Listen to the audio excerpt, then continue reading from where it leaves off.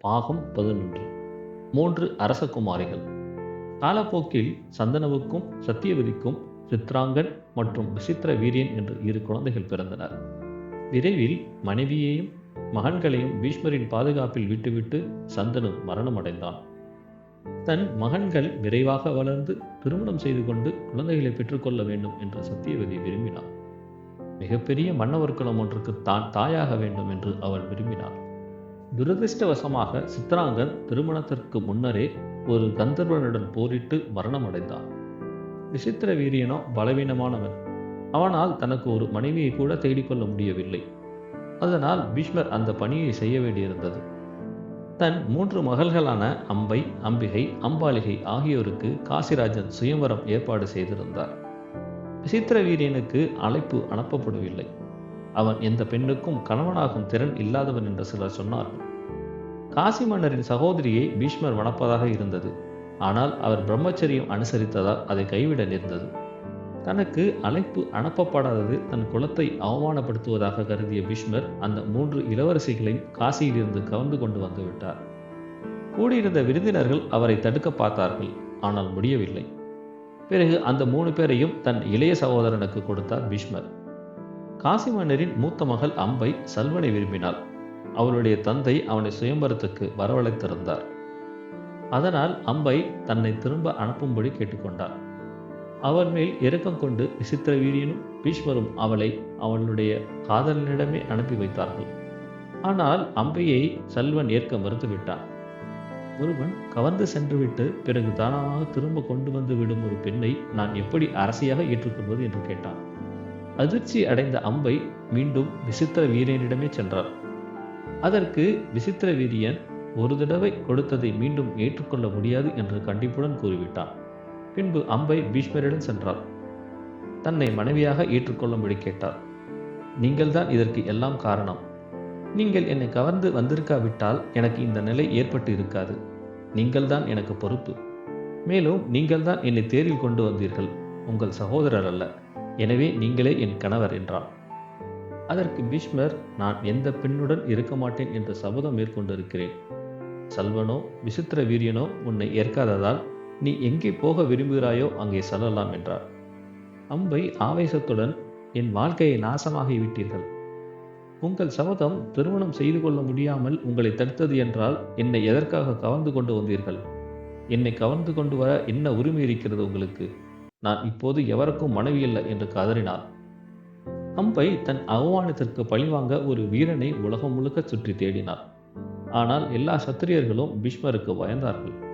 எனவே அவர் பரசுராமனின் உதவியை நாடினார். அவர்தான் பீஷ்மரின் குரு. எந்த சத்திரியருக்கும் பயப்படாத பிராமணர் பரசுராமன். உண்மையில் அவர் சத்திரியர்களை வெறுத்தார். சத்திரியர்கள் அவருடைய தந்தையை கொன்று அவருடைய பசுக்கள் எல்லாம் திருடி சென்று விட்டனர். அவர்களுக்கு ஒரு பாடம் கற்பிக்க பரசுராமன் ஒரு கோடாலியை எடுத்து 5 பெரிய சத்திரிய குடும்பங்களை வெட்டி போட்டார். அவர்களுடைய இரத்தத்தால் 5 ஏரிகளை நிரப்பினார். அந்த ஏரிகளுக்கு சமந்த பஞ்சகா என்று பெயர். இவை குருஷேத்திரத்தில் இருக்கின்றன. பரசுராமனின் பெயரை கேட்டாலே எல்லோரும் நடுங்குவார்கள். தன் பாதையில் குறுக்கிடும் எந்த சத்திரியனையும் கொன்றுவிடுவதாக அவர் சபதம் எடுத்திருந்தார். அம்பையின் கதையை கேட்டு அதிர்ந்து போனார் பரசுராமன். தன்னுடைய சீடருடன் உடனே சண்டை போட்டார். தொடர்ந்து பல நாட்களுக்கு இந்த சண்டை நீடித்தது. இறுதியில் பரசுராமன் விட்டுவிட்டார். பீஷ்மரை யாராலும் தோற்கடிக்க முடியாது. அவராக மரணம் அடைவதை தவிர அவரை யாராலும் கொல்லவும் முடியாது. சண்டையை தொடர்ந்திருந்தால் இருவருக்குமே நிறைய ஆயுதங்களை விட்டு சென்ற வேண்டியிருக்கும். அவை உலகத்தையே அழித்துவிடும். அதனால் சண்டையை நிறுத்தி கொள்ளத்தான் வேண்டும் என்று நினைத்து சண்டையை நிறுத்தி கொண்டார். இதனால் குழம்பி போன அம்பை பீஷ்மரை கொல்ல தேவர்கள் ஒரு ஒலி சொல்லாதவரை நான் உறக்கம் கொல்லப் போவதில்லை என்று சபதம் செய்து ஒரு மலை உச்சியில் ஒற்றை காலில் நின்று தவம் செய்தார். சிவபெருமான் அவள் முன் தோன்றி, நீ பீஷ்மரின் மரணத்துக்கு காரணமாவாய். ஆனால் இந்த பிறவியில் அல்ல, அது உன் அடுத்த பிறவியில் என்று வரம் தந்து மறைந்தார். விரைவில் பீஷ்மர் மரணம் அடைய விரும்பிய அம்பை தீயில் குதித்து தற்கொலை செய்து கொண்டார். பின்னர் பாஞ்சால மன்னன் துருபதனின் குடும்பத்தில் சிகண்டியாக பிறந்து பீஷ்மரின் மரணத்துக்கு காரணமானார். பாகம் 12. விசித்திர வீரியனின் குழந்தைகள். குழந்தைகள் பிறக்கும் முன்னால் விசித்திர வீரியன் மரணம் அடைந்தான். அரச குலத்தாயாக இருக்க நினைத்த சத்தியவதியின் கனவுகள் சிதைந்து போயின. அவள் பீஷ்மரிடம் போய் தன் விதவை மருமகள்களை கருத்தரிக்கும்படி கேட்டாள். தர்மசாஸ்திரத்தில் நியோக நீதியின்படி அவர்களுக்கு பிறக்கும் குழந்தைகள் மறைந்த கணவனுடையவை. அதற்கு பீஷ்மர், அது வேண்டுமானால் நீதியாக இருக்கலாம், ஆனால் நான் என் பிரம்மச்சரிய சபதத்தை முறிக்க முடியாது என்று சொன்னார். வேறு வழியில்லாத சத்தியவதி தன் மூத்த மகன் வியாசரை அழைத்து வர சொன்னார். வியாசர் தன் தந்தை பராசருடன் வசித்து வந்தார். அரண்மனைக்கு வந்த வியாசரிடம், என் மகனின் 2 மனைவிகளையும் கருத்தரிக்கவே என்று கேட்டாள் சத்தியவதி. அதற்கு வியாசர், உங்கள் விருப்பம் அதுதான் என்றால் அது அப்படியே ஆகட்டும். ஆனால் என்னை நான் தயார் செய்து கொள்ள எனக்கு 1 வருடம் அவகாசம் வேண்டும். 14 ஆண்டுகளாக நான் வனத்தில் சன்னியாசியாக வசித்து வருகிறேன். என் சிகையெல்லாம் சடையாக இருக்கிறது. என் சருமம் வறண்டு இருக்கிறது. என்னுடைய பயங்கரமான தோற்றம் 2 பெண்களையும் மிரள வைத்து விடும் என்றார். ஆனால் சத்தியவதிக்கு பொறுமை இல்லை.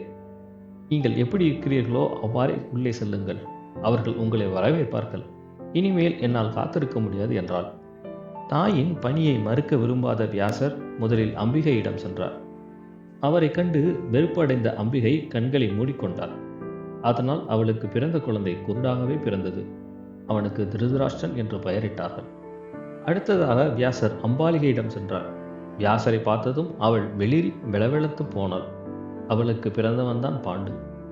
தனக்கு குறையுள்ள பேரன்களை பிறந்ததைக் கண்டு ஏமாற்றம் அடைந்தால் சத்தியவதி. மீண்டும் வியாசரை அழைத்து, மறுபடி நீ அம்பிகையிடம் செல். இந்த முறை அவள் கண்களை மூடிக்கொள்ள மாட்டாள் என்றார். சரி என்று ஒத்துக்கொண்ட வியாசர் உள்ளே சென்றார். அங்கு இருந்தது அம்பிகை அல்ல, அவளுடைய சேடி. அவள் எந்த அச்சமுமின்றி அவரோடு இணைந்தாள்.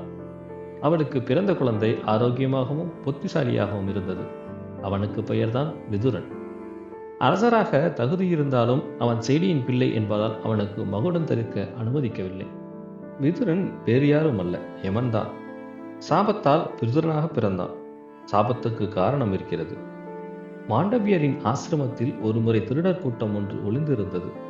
அவர் அப்போது தியானத்தில் இருந்தார். அவர்கள் ஒளிந்து இருந்தது அவருக்கு தெரியாது. மன்னனின் பாதுகாவலர்கள் அவர்களை கண்டுபிடித்தனர். திருடர்களுக்கு உதவியதாக மாண்டவியரை சித்திரவதை செய்தார்கள். யமன் தன் முன் தோன்றிய போது எவருக்கும் தீங்கு இழைக்காத தனக்கு நேர்ந்த கஷ்டங்களுக்கு விளக்கம் கேட்டார். அதற்கு யமன், ஆமாம், நீ சிறுவயதில் பூச்சிகளுக்கு வைக்கோலால் கொடுமை இழைத்திருக்கிறாய். அதற்கு பலன்தான் இது என்றார். அதற்கு மாண்டவியர், அறியாத வயதில் செய்த குற்றத்திற்கு இவ்வளவு பெரிய தண்டனையா? இது அநியாயம் என்றார். அதற்கு யமன், அதுதான் கர்மவினை பயன் என்றார். சின்னங்கொண்ட மாண்டவியர் யமனை பார்த்து, உலகில் நீ பிறப்பாயாக, ஆனால் அரச குலத்தில் பிறந்தாலும் அரியணை ஏற முடியாதவனாக இருப்பாய் என்று சாபம் அளித்தார். அப்படி பிறந்தவர்தான் விதுரன்.